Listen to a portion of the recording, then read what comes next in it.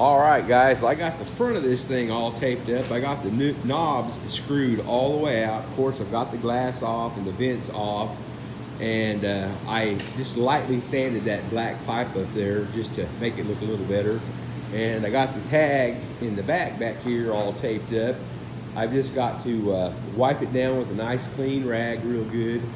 And I'm waiting for I've got my wood burning stove going out here in my shop. This is the one in case you haven't seen this before, this is the wood burning stove that I built out here in my shop. It's 2 foot by 2 foot by 3 foot. And it is purely for heat. I didn't make it to look good or anything like that, just for heat. I built it kind of like an Ashley stove.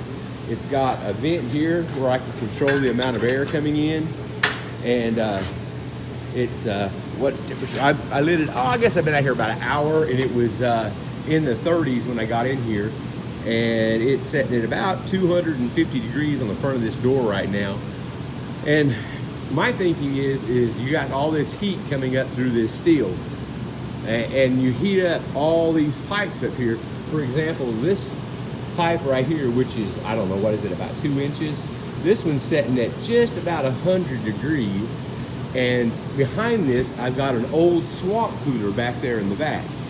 And it's on, and the air, just a small bit of the air is blowing through these pipes. And you can just feel the warm air coming out. These pipes up here are cool to the touch. But if you light this thing first thing in the morning, as it heats up all this steel, it acts like a big radiator. And down here at the bottom, I've got a couple of pieces of holes in it, and you can feel air coming around here, which not that much hot air is down here on the bottom. This door come off of an old Ashley wood burning stove, and this latch right here come off of one.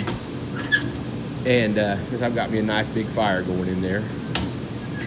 But it works really, really good. It's 1/4 inch thick steel, and I built it, I don't know, 3 or 4 or 5 years or so ago. And I covered the back of it back here with just some old sheet metal, just roughly cut it in. And then back here in the back, I've got an old swamp cooler like this one up here. And I took that nose piece off, and I've got it mounted back here, and it sucks the air in and blows it over this stove, which takes the heat. You see, the ceilings in my shop are 12 foot, and this shop is not insulated. And I have been in here with the wind blowing 50 miles an hour, snow going sideways, and had it in the 50s and 60s in here. Right now it's, what does the thermometer say? About, I'd say 50, 51 degrees right there. And then I've got a thermometer, this is halfway down my shop, which is right here. And it says it's 50 degrees right here. And then, of course, back here by the door, it's not going to be quite as warm because I got a lot of air leaking around this big garage door and this walk-in door. Like I said, these walls are not insulated.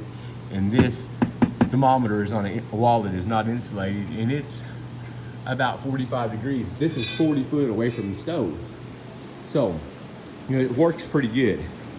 And by using that old swamp cooler, it's acting like a radiator, and it helps to blow all that hot air around. And it does a good job. Like I said, I got a mess out here because I've been just cramming wood in it, trying to build some heat in here so I want to get it a little above 50 degrees.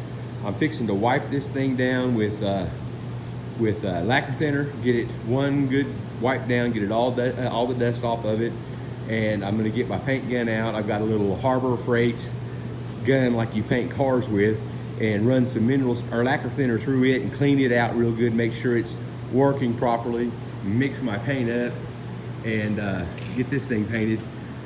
Sherwin-Williams either changed the labels or something.